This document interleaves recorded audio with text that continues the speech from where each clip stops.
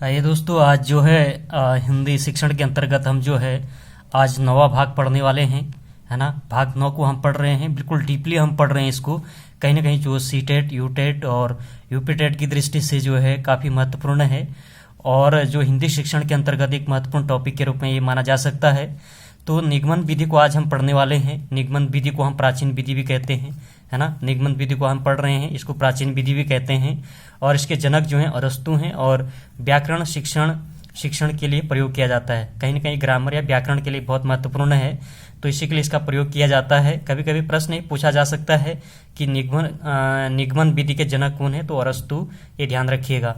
अब थोड़ा सा इसको परिभाषा के रूप में अगर हम जानें तो परिभाषा अगर हम देखें, डेफिनेशन इसकी देखें, तो वह विधि जिसमें जो है अध्यापक विद्यार्थी या अधिगमकर्ता को जो है नियम पहले बताता है तथा बाद में जो है विभिन्न उदाहरण द्वारा उसे स्पष्ट करता है, उसे निगमन विधि कहते हैं। एक बार और देखिएगा इसकी डेफिनेशन कि यानी इसमें क्या होता है।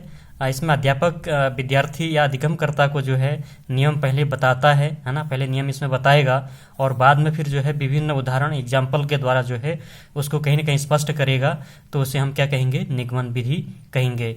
अब निगमन विधि की कुछ परिभाषाएं हैं, कुछ शिक्षा शास्त्री हैं, कुछ विद्वान हैं जिन्होंने परिभाषाएं दी है और परीक्षा में जो है प्रश्न की प्रकृति कहीं ना कहीं परिभाषा के ऊपर भी बनती है, तो हमें इस पर ध्यान देना है। तो जैसे लैंडिंग के अनुसार एक महत्वपूर्ण परिभाषा उन्होंने दी थी निगमन पर। वो कह रहे हैं कि वह विधि जिसमें नियम व सिद्धांत पहले बताकर उसे तथ्यों व उदाहरणों के आधार पर सिद्ध किया जाता है, उसे निगमन विधि कहते हैं। लैंडिंग कर रहे हैं कि वही एक ऐसी विधि होनी चाहिए जिसमें जो है पहले नियम और सिद्धांत तो पहले बताया जाएगा और फिर उसके बाद तथ्य उदाहरण के आधार पर जो है उसको सिद्ध किया जाएगा, उसे क्या कहते हैं, निगमन विधि कहते हैं। अब जो है एक वर्दीमर ने परिभाषा दी है। वर्दीमर भी एक बहुत बड़े शिक्षा शास्त्री हैं, इन्होंने निगमन पर एक परिभाषा दी है। वो कह रहे हैं कि शिक्षण सूत्रों के उदाहरणों द्वारा पुष्टि निगमन विधि कहलाती है। यानी जो शिक्षण सूत्र हैं उनके जो उदाहरण द्वारा अगर हमें उसे स्पष्ट करते हैं, पुष्टि करते हैं, तो कहीं ना कहीं क्या कहलाती है, निगमन विधि कहलाती है। वहीं पर जो है तीसरी परिभाषा के रूप में अगर हम देखें, तीसरी डेफिनेशन को हम देखें, तो ये थॉमस एमरिस्क ने इस परिभाषा दी थी। बहुत अच्छी डेफिनेशन इन्होंने दी हुई है निगमन विधि पर। ये कह रहे हैं कि अज्ञात सूत्रों या सिद्धांतों को प्रायोगिक दृष्टांतों द्वारा प्रकाश में लाना ही क्या है, निगमन प्रणाली है। तो अच्छी परिभाषा इन्होंने, डेफिनेशन इन्होंने दी हुई है ना। वहीं अगर हम देखें निगमन विधि के रूप, अगर हम देखें, परिभाषा हमने देखी और फिर विभिन्न विद्वानों की परिभाषा भी हम समझे और उसके बाद अब निगमन विधि के रूप को अगर हम देखें तो पहला इसमें जो है सूत्र प्रणाली है और दूसरा पाठ्य पुस्तक प्रणाली है। अब सूत्र प्रणाली में क्या होता है, इसमें क्या होता है, जिसमें कोई सूत्र बताकर उसे उदाहरण द्वारा सिद्ध किया जाता है, उसको हम क्या कहेंगे, सूत्र प्रणाली। सूत्र प्रणाली किसे कहते हैं, जिसमें कोई सूत्र बताकर उसे उदाहरण द्वारा जो है सिद्ध किया जाता है।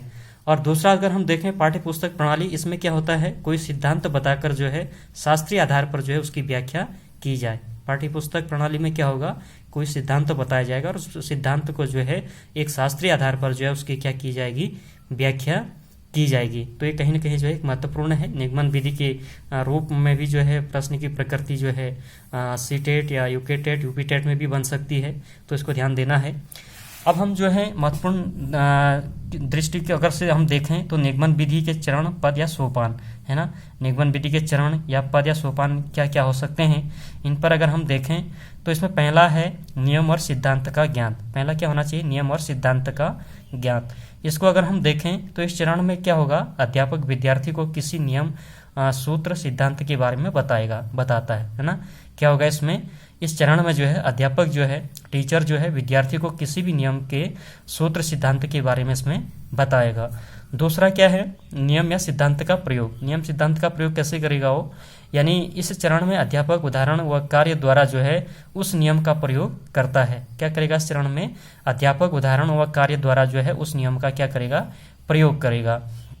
वहीं अगर हम तीसरा देखें, तीसरा में क्या होगा, नियम सिद्धांत का परीक्षण। नियम और सिद्धांत का परीक्षण कैसे होगा, इसमें क्या होगा, इस चरण में जो है अधिगमकर्ता जो है अध्यापक द्वारा बताए गए परीक्षण की जांच करता है। और अगला इसमें चौथा हम देखें तो नियम की सत्यता को पुष्टि अध्यापक और अधिगमकर्ता दोनों के द्वारा ही होगी। यानी नियम की जो है सत्यता की पुष्टि कैसे होगी, अध्यापक भी और छात्र जो अधिगमकर्ता है वो दोनों के द्वारा ही होगी। अब हम देखते हैं महत्वपूर्ण निगमन विधि के शिक्षण सूत्र। निगमन विधि के शिक्षण सूत्र क्या हो सकते हैं, इसको हम देखेंगे ध्यान से, क्योंकि कहीं ना कहीं ये जो है परीक्षा की दृष्टि से जो है प्रश्न की प्रकृति इसमें बन सकती है, तो इसको हमें ध्यान से देखना है, समझना भी है ना। निगमन विधि में क्या होगा, इसमें नियम से उदाहरण की ओर होगा। पहला तो है ना नियम, पहले नियम होगा फिर उसका उदाहरण होगा। दूसरा पहले अज्ञात से ज्ञात की ओर, पहले अज्ञात चीज़ों को इसमें देखी जाएगी, फिर उसके बाद जो है ज्ञान की ओर जाया जाएगा। और इसमें क्या होगा, सामान्य से विशेष की ओर, पहले सामान्य दृष्टि से देखा जाएगा फिर उसके बाद विशेष की ओर दिया जाएगा। और अगला अगर हम देखें जटिल से, यानी जटिल या कठिन से जो है सरल की ओर, पहले कठिन चीज़ों को हम इसमें देखेंगे फिर उसके बाद कहीं ना कहीं सरल की ओर जाएंगे। निगमन विधि में अगला देखें तो अमूर्त से क्या है, मूर्त की ओर होगा, है ना। और इसी में जो है सूक्ष्म से स्थूल की ओर होगा, और इसी में प्रमाण से प्रत्यक्ष की ओर होगा, और इसी में जो है संश्लेषण से विश्लेषण की ओर होगा। कभी कभी जो है प्रश्न की प्रकृति के रूप में भी जो है इसको पूछा जा सकता है, तो इसको ध्यान रखना है। आगे अगर हम देखें निगमन विधि के गुण, अब कभी कभी निगमन विधि के गुण भी पूछा जा सकता है, प्रश्न की प्रकृति जो है बन सकती है। तो इसमें अगर हम देखें तो निगमन विधि के गुण, जो पहला गुण है इसमें समय व धन की बचत होती है ना। दूसरा है स्मरण शक्ति का विकास भी होता है, कहीं ना कहीं इसमें जो है स्मरण शक्ति का क्या होता है, विकास होता है। तीसरा है सूत्र की सहायता से जो है प्रश्न को हल करने में समय कम लगता है, यानी इसमें सूत्र होगा तो उसकी सहायता से कहीं ना कहीं जो है प्रश्न को या क्वेश्चन को हल करने में जो है जो समय है, जो टाइम है, वो कहीं ना कहीं कम लगेगा। और अगला जो है पाठ्यक्रम में क्रमबद्धता आ जाती है। पाठ्यक्रम में कहीं ना कहीं जो है निगमन विधि का अगर गुण की अगर हम बात करें तो कहीं ना कहीं इसमें जो है पाठ्यक्रम में जो है क्रम विधि आ जाती है, क्रमबद्धता आ जाती है। अगला जो है इसमें अगर हम देखें तो प्रयोग करने में जो है सुविधाजनक भी होती है और सरल भी होती है। इसका जो हम प्रयोग करते हैं ये कहीं ना कहीं जो है सुविधाजनक तो है ही है, और साथ में कहीं ना कहीं क्या है ईजी या सरल भी है। वहीं अगर हम देखें इसके दोष देखें, दोष की अगर हम बात करें तो ये क्या है, अमनोवैज्ञानिक विधि है। पहले तो अगर हम दोष की बात करें तो अमनोवैज्ञानिक विधि के रूप में है। और तीसरा जो है रटने की प्रवृत्ति पर बल है, यानी इसमें कहीं ना कहीं रटने की जो प्रवृत्ति है उस पर अधिक बल ये देता है, तो कहीं ना कहीं दोष माना जा सकता है। और इसमें क्या होगा, छोटी कक्षाओं के लिए उपयोगी नहीं है, जो छोटी कक्षाएं होती हैं उनके लिए ये उतना उपयोगी नहीं है।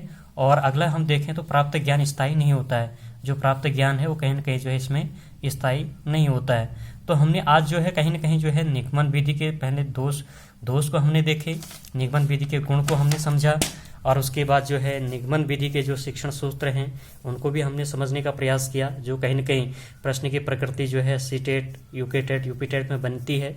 उसके बाद हमने जो है इसके जो चरण होते हैं, जो पद है, जो सोपान है, उसके बारे में भी हमने समझा, है ना। फिर उसके बाद हमने क्या किया, निगमन विधि के जो रूप हैं, सूत्र प्रणाली और पाठ्यपुस्तक प्रणाली को भी हमने समझा इसके अंतर्गत। और फिर जो निगमन विधि में जो है महत्वपूर्ण परिभाषाएं, लैंडिंग के अनुसार हमने देखा, बर्दिमर के अनुसार हमने देखा, और थॉमस एम्ब्रिस्क के अनुसार हमने भी परिभाषा देखी। और निगमन विधि की जो है जो जनक है वो अरस्तु हैं, और व्याकरण शिक्षण के लिए उपयोगी है, और इसकी परिभाषा को हमने समझा। तो कहीं ना कहीं मुझे लगता है कि निगमन विधि को जो है आपको भी समझ में आ गया होगा, इसकी परिभाषा, इसके जनक और इसके सोपान, इसकी सूत्र और इसकी विशेषताएं, गुण वह दोष को आपको समझ में आ गए होंगे। तो कहीं ना कहीं ये जो है हमारी परीक्षा की दृष्टि से एक महत्वपूर्ण निगमन विधि है।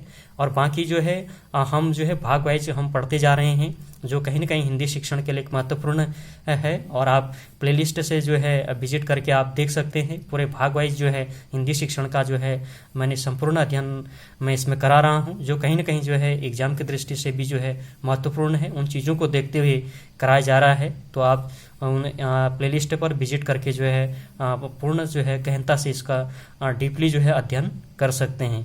तो एक बार आप सभी का जो है बहुत बहुत धन्यवाद।